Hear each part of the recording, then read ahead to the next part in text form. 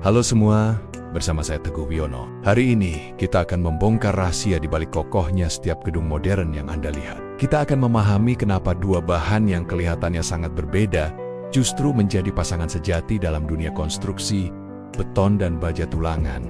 Sebelum kita bicara tentang bagaimana mereka bekerja sama, mari kita kenalan lebih dekat dengan kedua pemain utama kita. 1. Seabed. Bayangkan beton itu seperti adonan kue raksasa yang mengeras menjadi batu padat. Bahan-bahannya sederhana, semen sebagai lem, pasir untuk mengisi celah, kerikil sebagai tulang punggung utama, dan air untuk mengaktifkan semen. Kekuatan super beton, kekuatan utamanya adalah menahan gaya tekan atau compression. Bayangkan Anda menekan sebuah batu, batu itu tidak akan hancur kan? Nah, beton pun begitu.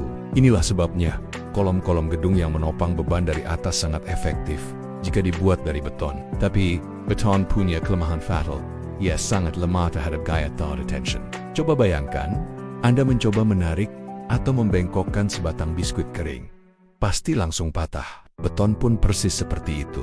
Ia sangat rapuh dan akan langsung retak jika ditarik atau dibengkokkan. Dos ansibah tulangan lentur dan perkasa. Nah, sekarang mari kita beralih ke pasangan hidupnya. Ini adalah batang-batang besi baja dengan permukaan yang sengaja dibuat berulir atau bersirip. Permukaan kasar ini penting agar baja bisa mencengkeram adonan beton dengan sangat kuat saat sudah mengeras, membentuk ikatan yang solid. Apa kekuatan super dari baja? Baja adalah kebalikan dari beton. Kekuatan utamanya adalah menahan gaya tarik. Bayangkan seutas tali tambang baja yang digunakan untuk jembatan gantung. Ia mampu menahan beban tarikan yang luar biasa berat tanpa putus. Baja itu liat, kuat, dan sangat elastis. Drama di dalam balok. Oke, sekarang kita sudah kenal dengan kedua karakter kita. Mari kita lihat apa yang terjadi di dalam salah satu bagian terpenting gedung, yaitu balok. Ini adalah bagian horizontal yang membentang di antara tiang-tiang atau kolom. Disinilah alasan utama kenapa beton dan baja harus bersatu menjadi sangat jelas. Sebuah balok di gedung akan menahan berbagai macam beban, baik itu beban mati maupun beban hidup. Ketika beban ini menekan balok dari atas, balok akan mencoba untuk melengkung ke bawah. Fenomena ini menciptakan dua zona ekstrem di dalam balok.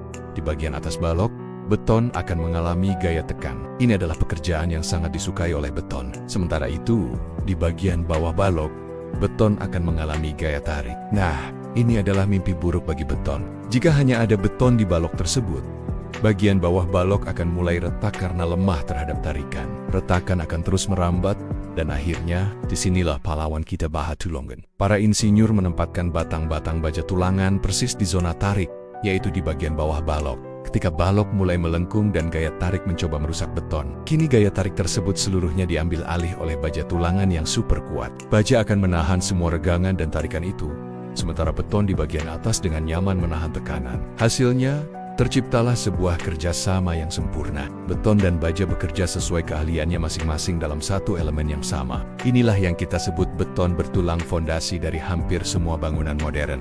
Rahasia selimut beton. Mungkin Anda bertanya, kenapa tulangan baja tidak ditempatkan persis di ujung bawah balok? Kenapa sedikit ditanam ke dalam dilindungi lapisan beton? Lapisan beton yang melindungi tulangan ini disebut selimut beton, dan fungsinya sangat krusial. Ada dua misi penting dari selimut beton ini. Misi pertama, melindungi dari karat atau korosi. Baja adalah besi, dan musuh bebuyutan besi adalah air dan udara yang bisa menyebabkan karat. Jika baja berkarat, ia akan mengembang dan kehilangan kekuatannya. Selimut beton bertindak sebagai perisai kedap air yang mencegah udara dan kelembaban menyentuh permukaan baja.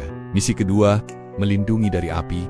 Saat terjadi kebakaran, suhu bisa mencapai ratusan derajat Celcius. Baja, jika terkena panas ekstrem, akan melunak dan kehilangan kekuatannya dengan cepat. Beton adalah konduktor panas yang buruk. Selimut beton setebal 3-4 cm bisa bertindak sebagai isolator panas yang efektif. Melindungi baja di dalamnya dari suhu api yang membara selama beberapa jam, memberikan waktu sangat berharga untuk evakuasi. Penerapannya di seluruh penjuru bangunan. Prinsip kerjasama antara beton dan baja ini tidak hanya berlaku untuk balok, ia diterapkan di hampir semua elemen struktur beton bertulang, pada kolom atau tiang. Meskipun tugas utamanya menahan tekanan, Kolom juga bisa melengkung akibat gaya horizontal seperti angin atau gempa. Itulah sebabnya tulangan baja dipasang menyebar di sekeliling bagian dalam kolom. Lalu, ada plat lantai. Lantai yang kita injak pada dasarnya adalah balok yang sangat lebar dan tipis. Ia juga melengkung dan membutuhkan tulangan baja di bagian bawahnya untuk menahan tarikan. Bahkan di pondasi bangunan. Pondasi menahan beban dari seluruh gedung dan menyebarkannya ke tanah. Tanah akan memberikan tekanan balik, membuat pondasi melengkung ke atas, sehingga zona tariknya justru berada di bagian bawah.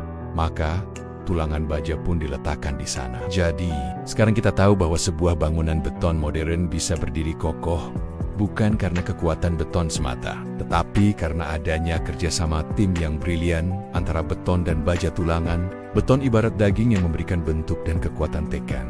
Sementara baja tulangan adalah tulang yang memberikan kekuatan tarik dan kelenturan. Tanpa salah satunya, struktur akan rapuh dan berbahaya. Keduanya adalah pasangan sejati yang tak terpisahkan dalam dunia konstruksi. Terima kasih.